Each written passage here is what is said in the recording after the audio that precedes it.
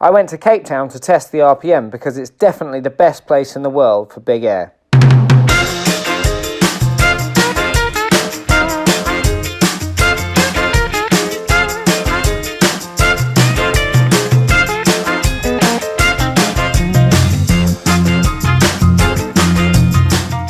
the first impressions of the new RPM is really good actually.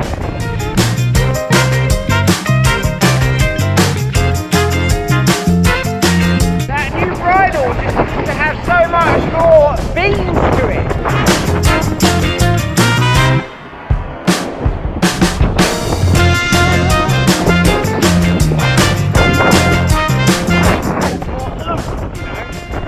I just did my first kite loop and it felt really good. Normally a 10 can be a bit scary, but this 10 went around really nicely. So first 10 minutes, 2 thumbs up.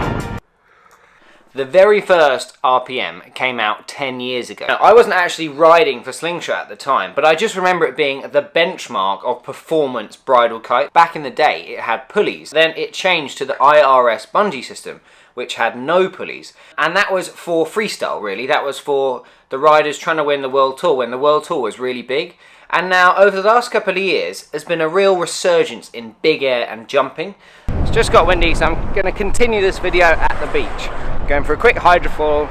I thought it would be a good opportunity to show you the bridle. Slingshot actually brought in a new designer, and him and the current design team bashed their heads together and came up with the Flyline bridle. Now, the Flyline bridle is actually the first of its kind. It's basically a differential bridle.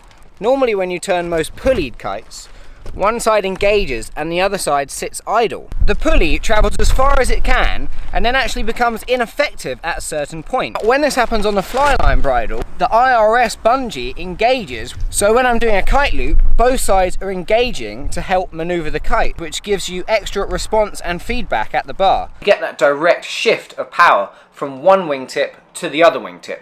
So if I send a jump, go upside down, and suddenly steer it the other way, I can really feel that power shift, and it makes a big difference doing big air because I know exactly where it is in the sky. Those big wide wingtips on the RPM are there to just catch all that power, and you really feel it in the new one, more so than the old one, which actually gives you the best of both worlds. I'm getting considerably better boosting and hang time, faster kite loops, and I'm really impressed with the high-end stability of the kite. It wasn't flapping around, it was just solid. The small compromise with the new one is that it doesn't quite slack as much as last year's, but I haven't found it hinder my performance at all. I've still been able to do my handle passes. The cool thing about the new one is it's still got all the characteristics of the RPM that we know and love. It's so easy to use, but it has this extra gear. It has more beans.